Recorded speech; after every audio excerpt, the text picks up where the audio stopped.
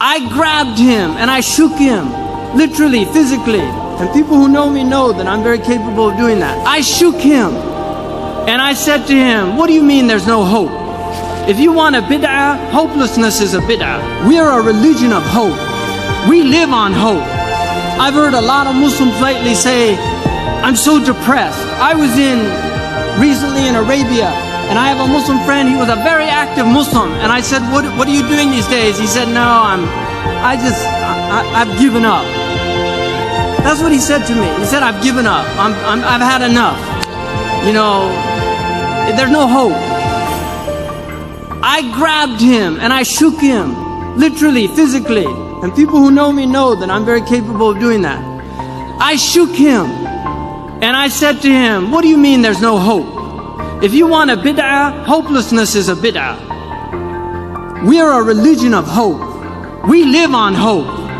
Every time you're depressed or you say there's no hope, what you're saying to every African that was brought over in chains and survived the transatlantic crossing and came here and lived in slavery and marched to get their civil rights, you're saying to them that was all a waste of time. If you're depressed, you're dishonoring all those Andalusians who were chased out of what was called paradise at the time. They were chased out of Andalusia, but they made new lives for themselves in Tunisia, in Morocco. And today you have Andalusian families that hail from Andalusia, just like you have Palestinians here that were chased out of their homes. You're dishonoring all of those Indians that migrated to Pakistan with the hope of a better life. You're dishonoring the Afghanis that have lived in over 30 years of war, and they're still trying to hold their heads high.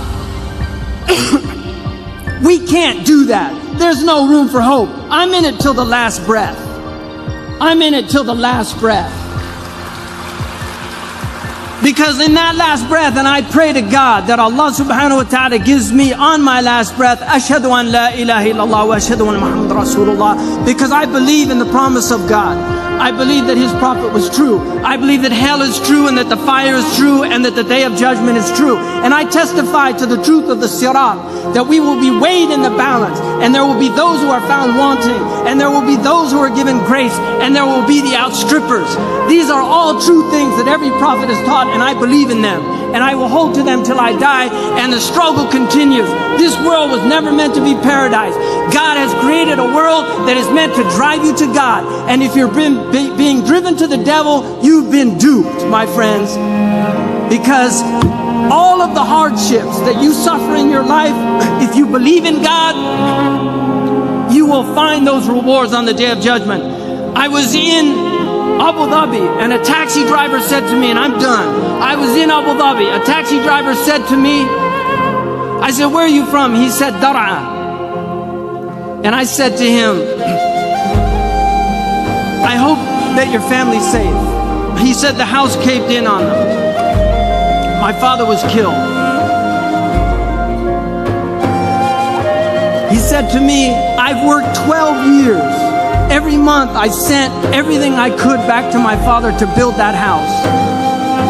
And it was destroyed. I feel like my whole life is a waste. I said to him, Ya akhi, bil Arabiya, ihtasib 'inda Allah. Wallahi kunta fi birrin bi walidayk. You were in filial piety to your parents. Believe in the promise of Allah subhanahu wa ta'ala. What you're doing is not to build in this world. من بان لهذه الدنيا فقد خاب ما بنى. If you build for this world, what you build will go to naught. We build for the next world, not for this world. And if what we build, if my college in California is destroyed by an earthquake, so be it. So be it. But we are builders for the akhirah, and this is the place we do it. Jazakumullah khairan wa salam.